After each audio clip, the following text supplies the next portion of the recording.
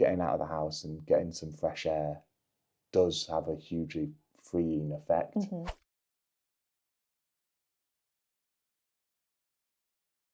Hey guys, so today we're back with another one of the brilliant people behind your KE holidays, and you, Tom, have experienced it from both sides of the desk. So Tom is our head of sales. He's born and raised right here in Keswick.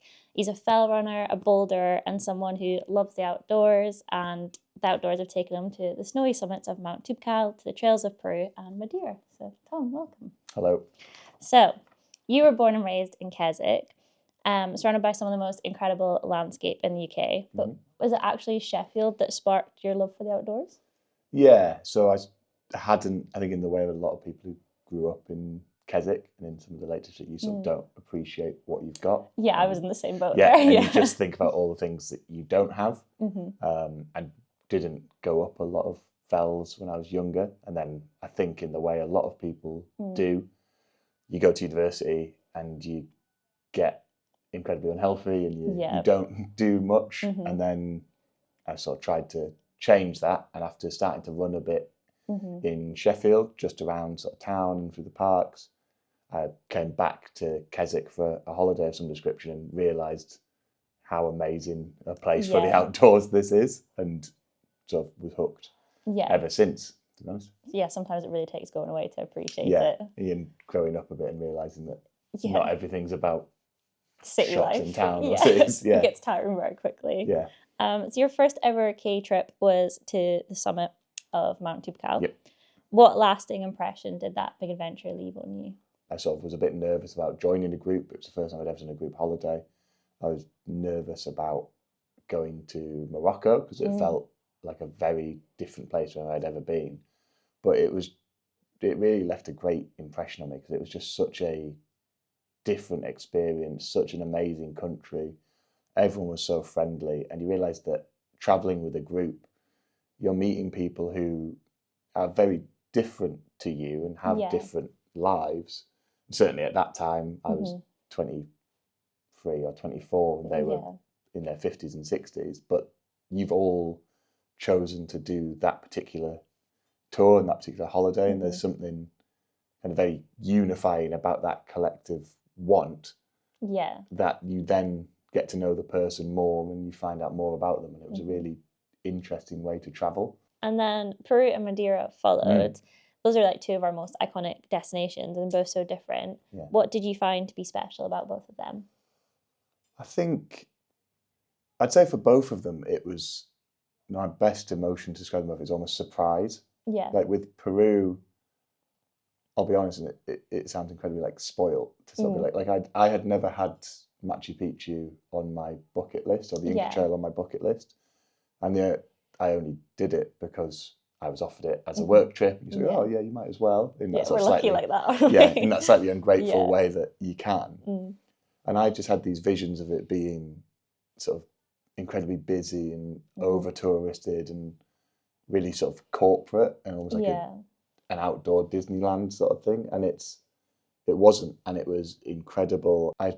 Again, very sort of ridiculously, I thought that I knew what Machu Picchu was going to look like because you've seen it so many times, and it is still the most jaw-dropping thing you'll see. Like coming through the Sun Gate and looking down on Machu Picchu is still something that I'll never forget. And then Madeira, I had this image that it was sort of saga holidays and not, quite a dull island, and it's anything but. It's such an interesting landscape. We cover so much of the itinerary from like the coast into the inland bits. The mountains are stunning. It's much greener and sort of verdant than I was expecting it to be, and I was really surprised by the quality of the walking and sort of how exciting the days felt, but still without, you never sat on a bus for longer than an hour to get to the next walking point. It felt like we really covered the island rather than just sort of staying in Funchal and bussing out on little day trips. So it completely surprised me how much I enjoyed that holiday, and it's a really beautiful island. Oh, I really love that answer. I feel like maybe if some people are stuck for inspiration, they should pick the place they least think they should go to and then see if it surprises them. So you're happiest outdoors when you're fell running, bouldering, or walking. What is it about the outdoors that you love so much, and why do you think it is important for people to get outdoors? I just think it's so important for us all to spend time outside and to spend time in quieter places or in open places, and to get that connection with the outdoors and with yourself. And I think if part of that is pushing yourself in whatever way that might be, having that time away from whatever else you've got on, you never really regret actually going out and doing it. Yeah. And I think, and being, we are lucky that the office and us, like, to a certain extent, are based in the Lake District and having this accessible. But it's, even if that's like, if it does take a bit of a drive or a bus or a train or a bike ride to get to the outdoor space, or if your outdoor space is, a city park or the canal or whatever it is that you've got to hand, just getting out of the house and getting some fresh air does have a hugely freeing effect. Just get the most enjoyment out of it as you can, and do the thing that you love, and then sit down and relax and chill out a bit in the evening. I feel that's really solid advice. Yeah. That's a good mantra to have in life. Easy to say. So switching lanes a little bit, let's focus on your KE chapter. So you're now head of sales. Yep. Congratulations. You have been for a while. Yeah. But you've always been on the other side as a customer with our trips. How does that experience of being on the other side, going on our trips as a customer, but then also being the head of sales? Yeah. How does it feel like having the knowledge of both sides of it? Having done the trips, and the fact that most of the team have done trips, it really helps with being empathetic, which I think is the biggest thing we can be. You've booked a holiday that you're excited about, but there will be nerves because you're going to a different country, you're not totally in control, you're not doing everything yourself. So I think having done the trips and had concerns about how do flights work, how do I connect in an airport, which I'd never done before I travelled with KE, and we just need to being able to sit back and go, yeah, I get it, totally understand where you're coming from. Let me try and help. I think really helps us as a team, and helps if we can keep that as a through line in everything we do, in being receptive and empathetic and listening to people, then we're not going to go too far wrong, really. Yeah, no, that's great. And then on that empathetic side, let's imagine you've got a customer who's rung you up and they're a bit nervous about taking a plunge on a really big trip. What do you draw from your own experience then help ease their mind, I suppose? Yeah, that's a really good question again. I think I am a very nervous traveller, which is what I say to customers all the time. And I'm not, in a lot of ways, I'm not the best suited for a senior position in a travel company, because I find I get very anxious about traveling and about flying, and not flying itself, but the act of getting flights booked and airports and stuff. I do find it very nerve-wracking and being very anxious. And I think the biggest thing for me is just being honest with people and saying I get really nervous before I go on holiday.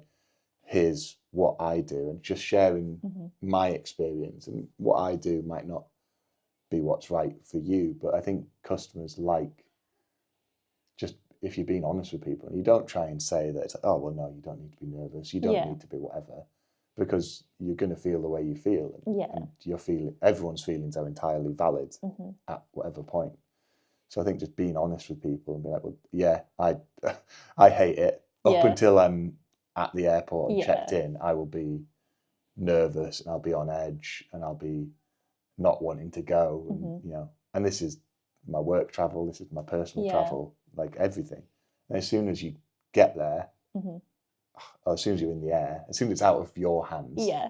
I feel like that, it's funny because you said oh, maybe I'm not the best person then. I feel like that does make you the best person, because you're not being one of those very not macho, but those travelers are oh, it's fine, I'm a free spirit, it's fine, you can go with anything. I feel like if I was a customer, having somebody be like, nah, like this is stressful, like I get it. Yeah. I'd prefer that over somebody being like, just go with the flow. Do you know what I mean? Yeah, absolutely not a free spirit. No. So that's, it's a good way We're planners here. Yeah. What do you think adventure travel gives people that they can't get anywhere else? I think you really do find out a lot about yourself when you do hard things. And hard is a movable feast. Like, an adventure travel is for everyone. And I think that's something I love about KE and the holidays which we offer, because we do still have those genuinely out there challenging trips that aren't for everyone. And those particular trips are for a relatively small number of people. Yeah. But we also have adventures that fit everyone. And if an adventure and a challenge for you is going to Madeira and walking for 4 or 5 hours a day, or if that challenge is going to India and summiting a 6,000 meter peak, like, we can do all of that. And I think making it accessible for everyone gives you that opportunity to find out more about yourself and what you really need, and what you feel good from or succeed with is being outside, sharing experiences with like-minded people, and that gives you something to sort of, I don't say cling to, but like, when the 50 other weeks of the year that you're not on an adventure holiday, you have those experiences and you have those memories and you have that feeling that you can do things if you put your mind to it, and that's quite a reassuring feeling. No, I think 100%, because it's like, if you've done that, it's like you can do this stress at work, or you can do this other thing that feels hard in your life, because you're like, well, I did that really cool adventurous thing, and it kind of like bleeds into other aspects of your life. Or you've got it to look forward to, and it's like, I can get through this because in 2 weeks I'm going to be here, I'm going to be doing this thing. Like, it helps you like moor yourself, I think, in a lot of ways. And then I'm going to end with an easier question for you, or maybe it won't be an easier question for you, but what's the trip that you haven't done yet that you want to do? That I haven't done yet that I want to do. I would really like to get to Nepal. I think it's the biggest one, and I would like to go. I'm still not 100% of which trek I would want to do. So many in Nepal, because there's so many crazy, beautiful looking things. But I think I would like to go to Dolpo. It would be the most one of the slightly quieter valleys, or just different valleys that I've never heard of. So I think like probably going to Dolpo would be the big one. Is the attraction for you more to have that more like, not necessarily like spiritual in the sense that we know it, but that quiet, more intimate time with that mountain range? Yeah, I think the way I sort of compare it is like, I grew up in the lakes, and then I remember the first time I went to the Alps and seeing sort of 4,000 meter peaks and being like, oh, wow, this is incredible. And the first time, you go from the Peak District to the Lake District to Scotland, to Ruthven in Wales, to the Himalaya is kind of the next. It feels like you're just going up through these experiences of seeing 8,000, 7,000 meter peaks around you would be just incredible. So I can't even fathom what it would feel like. No, it doesn't feel real. Yeah, thank you for taking the time to chat with me today, Tom. And if you ever have any questions about any of the places that Tom's travelled to, just give the KE office a call. Awesome. Thank you. Thank you very much.